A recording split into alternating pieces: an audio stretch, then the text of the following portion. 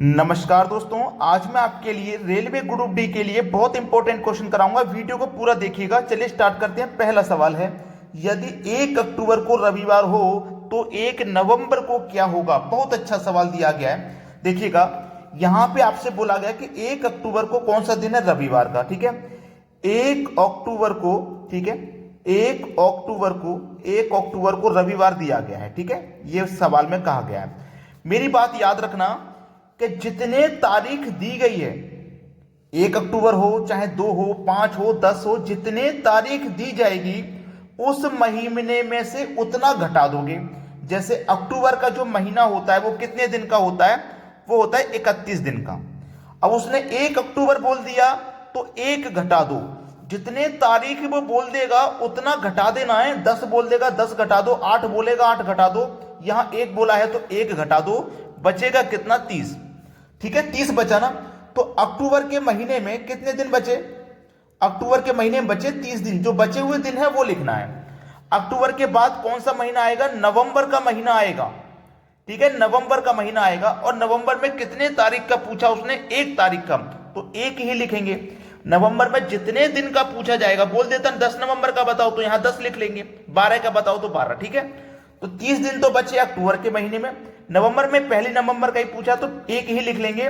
30 और 1 मिलके हो जाएगा 31। अब इस 31 को आपको क्या करना है, 7 से भाग देना है। 7 से जब भाग देंगे तो 7 चौकू 28 कट गया। अब 31 में से 28 कट गया तो कितना शेष बचा, 3 शेष बचा।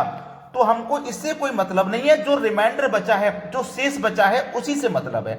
ठीक है, तो हमारा 1 अक्टूबर को रविवार का दिन था, 3 शेष बचा, तो रविवार में 3 जोड़ दो, 1 2 3। तो रविवार के बाद सोमवार, मंगलवार, बुधवार, कौन सा दिन हो जाएगा, 1 नवंबर को बुधवार का दिन हो जाएगा।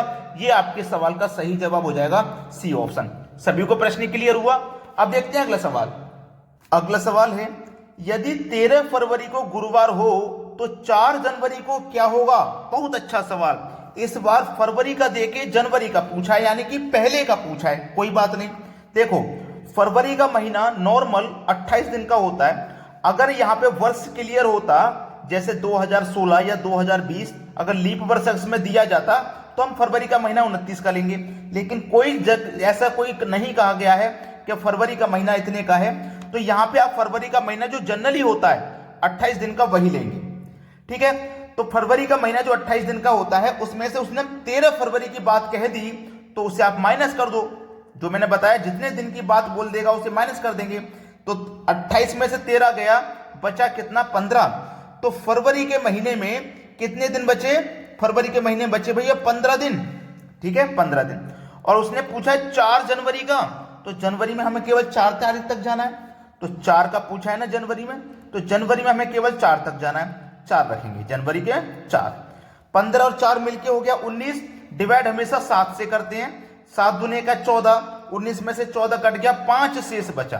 तो हमको मतलब किससे होता है, शेष, जो शेष बचता है। तो हमारा 13 फरवरी को कौन सा दिन था, गुरुवार का दिन था, गुरुवार। अब यहां पे जो इंपॉर्टेंट बात बता रहा हूं वो आपको बहुत काम आएगी। हमारा पिछले क्वेश्चन में क्या था, अक्टूबर का देके नवंबर का पूछा था, यानी कि बाद का पूछा था। और यहां देखो फरवरी का देके जनवरी का पूछा, यानी कि पहले का।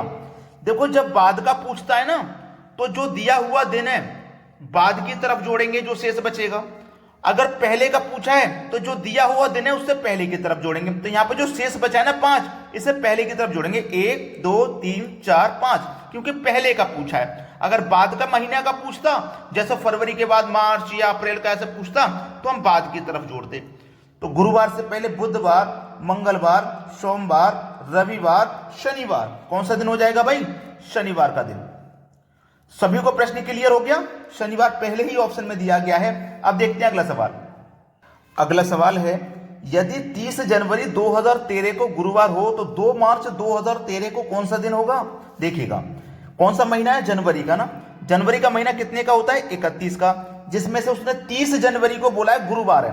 तो 30 तारीख की बात कह दी उसने, तो 30 माइनस कर दोगे आप, बचेगा कितना, 1 दिन। तो जनवरी के महीने में ना आपका 1 दिन बचा, तो 1 लिख लो।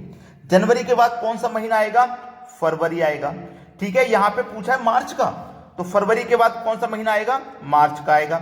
तो सबसे पहले तो जनवरी में एक दिन बचा, जनवरी के बाद फरवरी का महीना आएगा तो उसमें कितने दिन होंगे? 28, क्योंकि साधारण वर्ष है तो 28 का ही रहेगा। फिर उसके बाद मार्च का महीना आएगा, उसने 2 मार्च का पूछा तो केवल 2 ही लेना है, ज्यादा नहीं लेना। तो 28 और 2 30 और 1 31, 7 से ही डिवाइड देंगे। 7 चौकू 28 कट गया, शेष बचेगा 3। तो हमको मतलब किससे है? जो शेष बचा है इससे। हमारा कौन सा दिन था? गुरुवार का दिन था, गुरुवार। ठीक है, 3 शेष बचा। अब देखो जनवरी का देके मार्च का पूछा है ना, बाद का पूछा है, तो बाद की तरफ जोड़ेंगे, जो शेष बचेगा बाद की तरफ। 1 2 3, तो गुरुवार में जोड़ो शुक्रवार, शनिवार और ये रविवार। तो आपका कौन सा दिन हो जाएगा? रविवार का। ये बिल्कुल सही जवाब है, आपको दिया गया रविवार, डी ऑप्शन में। अब देखते हैं अगला प्रश्न। अगला सवाल है, 31 दिन वाले महीने का अंतिम दिन मंगलवार है, तो उसी माह के 16वें दिन कौन सा वार है? बहुत अच्छा सवाल दिया गया है। कोई महीना है 31 दिन वाला और उसका जो अंतिम दिन है ना वो मंगलवार है। अंतिम दिन का मतलब 31वां ही दिन मंगलवार होगा। ठीक है, अंतिम दिन मंगलवार है तो 31वां ही मंगलवार होगा। अब आपको यह बात बहुत अच्छे से पता है कि कोई भी दिन 7 दिन के बाद रिपीट होता है, कोई भी दिन हो 7 दिन के बाद रिपीट होता है। अब 31 का मंगलवार है तो 31 से पहले मंगलवार कब पड़ा होगा? 7 दिन पहले, यानी कि 24 को मंगलवार पड़ा होगा। फिर 24 से पहले कब पड़ेगा? 7 दिन पहले, यानी कि 17 को पड़ेगा मंगलवार। यहां भी मंगलवार पड़ा होगा। ठीक है, लिख देता हूं, यहां भी मंगलवार पड़ा होगा 17 को। ठीक है, अब उसने जो पूछा है वो पूछा 16वें दिन कौन सा बार होगा, तो 16वें दिन तो 16 तारीख होगी। जब 17 तारीख को मंगलवार है तो 16वें दिन, यानी कि मंगलवार से एक दिन पहले। 17 का जब मंगलवार है तो 16 का आपका सोमवार पड़ेगा। बताइए, कोई ट्रिक, कोई कैलकुलेशन की जरूरत है? आराम से देखोगे, सवाल का आंसर बता दोगे। अब देखते हैं अगला सवाल। अगला सवाल है, 400 लीटर नमक व पानी के मिश्रण में 10% पानी है, तो इसमें कितने लीटर और पानी मिलाया जाए कि पानी 20% हो जाए? ठीक है, देखो एक तो है आपका नमक, दूसरा है पानी। ठीक है, अब बोला गया है 10% पानी है। अब मिश्रण में जब पानी 10% है तो नमक कितना होगा? 90%। भाई तभी तो दोनों का मिश्रण 100% होगा। कोई भी मिश्रण हो अपने आप में वो 100% होता है। अब 100 में से जब पानी 10 है तो नमक 90 होगा। फिर बोला है इसमें कितने लीटर और पानी मिला दिया जाए कि पानी 20% हो जाए। अब मिश्रण में जब पानी 20% हो जाएगा तो नमक आपका 80% बचेगा, तभी तो दोनों का मिश्रण 100% होगा। यही सवाल। तो याद रखना, जो ट्रिक मैं आपको बता रहा हूं, जो मिलाया जाए, याद रखना, जो मिलाया जाए या घटाया जाए, या घटाया जाए, उसे काम में मत लेना। ठीक है, उसे काम में नहीं लेना, बस इतना याद रखना। अब क्या मिलाने की बात कर रहा है वो? पानी मिलाने की बात कर रहा है, तो पानी वाला रेशियो काम में मत लो। जो मिलाएगा या उसे घटाएगा काम में नहीं लेना। हमारा टोटल मिश्रण कितना था? 400 लीटर का। जो मिलाया जाएगा उसे काम में ले लेना, या घटाया जाएगा उसे मत लेना, जो बचा हुआ उसे ले लेना। तो बचा क्या है? 90, तो ऊपर 90 लिखो, नीचे 80 बचा, नीचे 80 लिखो। ऐसे लिखना, ऊपर वाली वैल्यू ऊपर, नीचे वाली नीचे। ठीक है, चलो 0 से 0 कट गया। ठीक है, 8 से कटाऊंगा, 8 पंजे 40 और एक ही 0, यानी कि 50 बार में 50 का मल्टीप्लाई में 4 से कर दूंगा तो ये हो जाएगा 450। देखो पहले मेरा मिश्रण था 400 लीटर का, अब बढ़ के कितना हो गया? 450 हो गया। तो कितना बढ़ गया? 50 लीटर बढ़ गया। मतलब पानी हमको कितना मिलाना था? 50 लीटर मिलाना था। पहला ऑप्शन सही जवाब हो गया। सभी को समझ में आ गया ना प्रश्न? अब देखते हैं अगला सवाल। अगला सवाल है, 240 लीटर दूध और पानी के मिश्रण में 50% पानी है, तो इसमें कितने प्रतिशत पानी घटा दें कि पानी 40% रह जाए? देखो आपके पास दूध और पानी है, दूध और पानी। हमारे पास पानी 50% है। जब पानी 50% होगा तो दूध भी 50% होगा, तभी तो दोनों मिला के 100% होगा। बोला इसमें कितने प्रतिशत पानी घटा दें कि पानी 40% रह जाए? जब पानी 40% रह जाएगा तो दूध आपका 60% हो जाएगा, तभी तो दोनों का मिश्रण 100% होगा। चलिए, क्या बोला है? पानी घटा दें। मैंने पिछले क्वेश्चन में मिलाया बताया था, मिलाया जाए या घटाया जाए उसे काम में मत लेना। ये पानी घटाने की बात कर रहा है तो पानी वाला काम में मत लो। तो हमारे पास पहले से मिश्रण कितना था? 240। जो बचा हुआ उसे ले लो, ऊपर वाली वैल्यू ऊपर, नीचे वाली नीचे, बस कटा के सरल हो जाएगा ये। 0 से 0 गया, 6 चौको 24 और 1 0, 40 पंजे 200, कितना हो जाएगा 200। पहले देखो हमारे पास मिश्रण कितना था 240, कितना बचा 200, कितना घट गया 40 घट गया, 40 कम हो गया ना, तो हमें कितना घटाना था 40 ही घटाना था भाई। पानी हमें 40% रह जाए तो हमें कितना घटाना था 40 घटाना था, यानी कि सी ऑप्शन बिल्कुल सही जवाब है। अब देखते हैं अगला सवाल। अगला सवाल है, एक शहर की वर्तमान संख्या 26,010 है, इसमें प्रत्येक वर्ष 2% की दर से वृद्धि होती है। 2 वर्ष पहले शहर की जनसंख्या क्या थी? वर्तमान में जो जनसंख्या है वो है 26,010, ठीक है। अब इसमें 2% की दर से वृद्धि होती है, तो 2 वर्ष पहले शहर की जनसंख्या क्या थी? 2 वर्ष पहले की पूछा, याद रखना।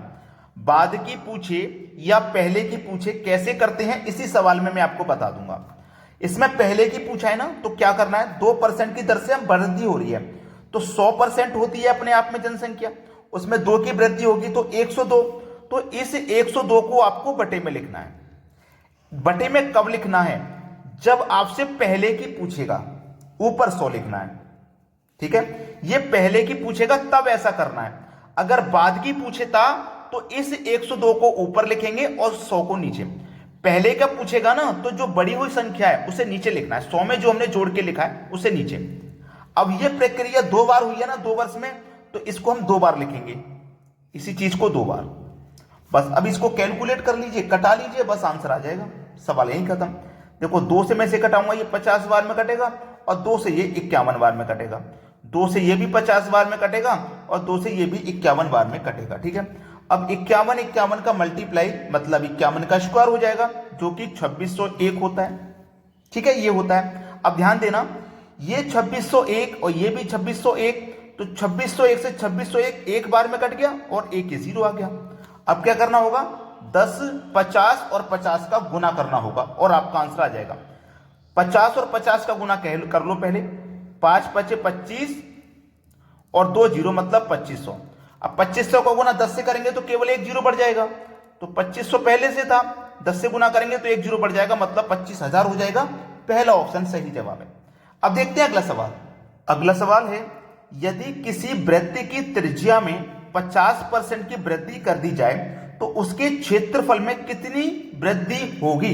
देखो याद रखना, पहले आपका जो भी क्षेत्रफल है वो 100 होगा, ठीक है। उसकी लंबाई चौड़ाई जो भी होगी वो 100 होगी, ठीक है। लंबाई भी 100 और चौड़ाई भी मैंने उसकी 100 मान ली, 100 मान लिया, इसकी भी 100 इसकी भी 100। अब आपसे बोला क्या है, वृत्त की त्रिज्या में 50% की वृद्धि कर दी जाए। क्या कर रहे हैं, 50% की वृद्धि कर दी जाए तो उसके क्षेत्रफल में कितने परसेंट की वृद्धि होगी ये पूछा है, ठीक है। क्षेत्रफल में कितने परसेंट की वृद्धि हो जाएगी? अब 100 से 50 की वृद्धि हो जाएगी तो 150, ठीक है। 100 से 50 की वृद्धि हो जाएगी तो 150, ठीक है। अब क्या करोगे आप, यहां पे ध्यान रखना, बहुत सिंपल सा सवाल मैं आपको बता रहा हूं, बटे में 100 से डिवाइड कर देना, बस सिंपल, वेरी सिंपल क्वेश्चन है। 2 0 से आपके 2 0 कट जाएंगे, 15, याद रखना 15 और ये 15, 15 का गुना आप हो जाएगा तो ये कितना हो जाएगा 225, 15 का गुना 225। तो देखो पहले से हमारी कितनी थी, 100 थी ना, 100 थी, कितनी हो गई 225, कितनी बढ़ गई 125, तो 125% वृद्धि हो रही है। पहला ऑप्शन सही जवाब है, बिल्कुल सही।